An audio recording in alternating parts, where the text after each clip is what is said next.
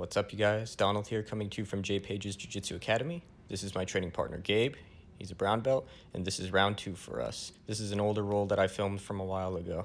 So I start here in seated guard, and I'm immediately looking to attack his leg, go for an ashi right here. I tried to keep his leg closer to me this time because I felt that the connection made it easier to actually get his weight shifted, but he still wasn't able to do the technique right, so he manages to go right in the side mount. So I start thinking about going for a top shoulder roll right here, but I wasn't able to get it, so I switch to my frames here, and then I try and shove his head down south so that I can maybe go for a reverse triangle, but it didn't work. So I start framing his hip, maybe thinking about a shrimp escape here. Now I still have my frames in place, trying to just defend, but it looks like he's starting to get a hold of my lapel here, possibly threatening a samurai choke. So I'm trying to keep my hands in close. I'm watching his second hand, trying to make sure that he can't get the choke, since the second hand is the one that you need to worry about. He's transitioned to mount now, and you'll see I'm still defending against that second hand because he still has a hold of the lapel. So he let go right there, he aborted mission, and now it looks like he's going to go for a kimura right here. And I must have been doing a good job defending the kimura here. You can't really see it on camera, but he eventually aborts mission on the kimura here. I think I have it down south in between my legs right there. Yeah, you can see I'm grabbing the inside of my thigh right there to prevent him from getting the kimura. So now he has the underhook, and he'll probably switch to the armbar right here.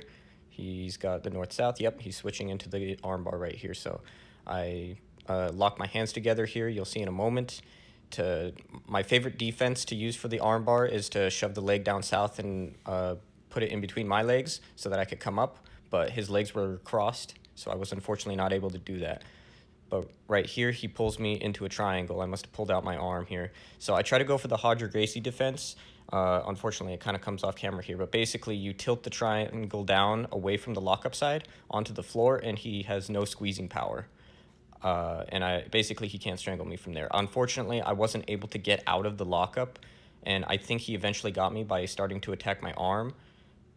Maybe even my wrist. Yeah, you'll see right there I'm trying to get out of the lockup, but I wasn't able to. And right here you'll see he's starting to attack my arm. Oh, actually my wrist, yeah. Gabe loves wrist locks, so it's definitely a challenge escaping some techniques because of those wrist locks. He's very good at those. Okay, so we reset, and this time he starts in the guard, so I go for my float passing techniques right here. You'll see, get my hands to the floor immediately so that way I can get my weight distributed in the right place so I can pummel the legs. I keep trying to go for the leg hook pass here, but my foot kept slipping off of his leg. But I'm able to punch an underhook on the right side here. Yep, you can see it right there, and it allows me to switch into a knee slice pass. So I get my head low to kind of get a little bit smashy to make it so that I can get the pass a little bit more easily, and you'll see Gabe kind of is trying to push my leg down, possibly to get his leg back into the inside, but I still have the underhook, and I'm able to actually get the knee slice successfully. He moves his arm under my leg here, but it allows me to staple his arm to the ground with my leg, so that way I can do the side mount crucifix here. And usually I'm trying to go for a kimura, or at least that's what I'm thinking about going for whenever I'm in the side mount crucifix. But I saw his head come up, so I tried to go for a one-arm guillotine right there. But then I switched to an attack on his arm, so I could go for the arm bar right here. He pulls my gi over my head for a moment here. I don't know if that was intentional or an accident, but anyway, we're in the arm bar position here. So I start trying to remove the lockup. He's got the standard arm bar defensive grip. I move my leg off for a second to try and clear his defense, but it didn't work. He got up, but I was able to transition to back mount here, and then now I'm looking to go to a crucifix. Excuse me, we're in the turtle. I switch to the crucifix right here, but Gabe is able to get up on top from here. My crucifix control isn't particularly amazing. I don't end up in that position too often, but I do look for it whenever I have the chance. So now we're back in mount here, and you'll see once again he's starting to climb up kind of high on the mount, and he inserts his left hand here into my collar. And so now I immediately go into my defensive hand grips here.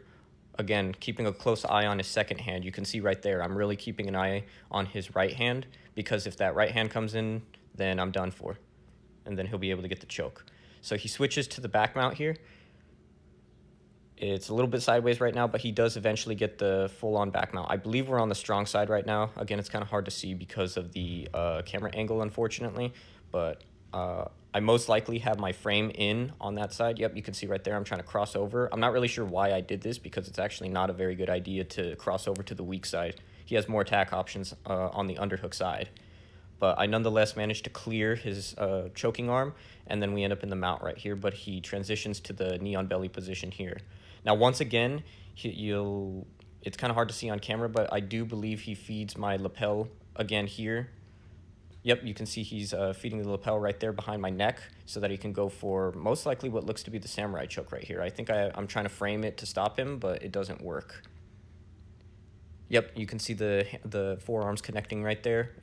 And I'm probably about to tap. Yep, there's the tap. So he managed to get that lapel choke on me. I'm not very good at defending those, unfortunately. Those are pretty difficult to defend. So once again, we start with Gabe in the seated guard. I'm again going for float passes. You'll see I try and pummel my leg forward. Didn't work, so now I'm trying to go back to the regular leg hook. And then I try and go for a back step. Doesn't work, but Gabe manages to switch to what looks to be a reverse X guard right here. I moved the belt out of the way right there. So it looks like he's trying to elevate to go for a 411, but I'm not really sure what happened here since we went off frame. This is from a while ago, but you'll see we eventually come back in frame and somehow we end up in back mount here. So I've got my frame in. You can see right there. It looks like we're on the underhook side right now. No, we're on the strong side. Okay, so I once again managed to slip out. And it looks like that's the end of the roll. Once again, it's always fun rolling with Gabe. Very good learning experience. And train another day.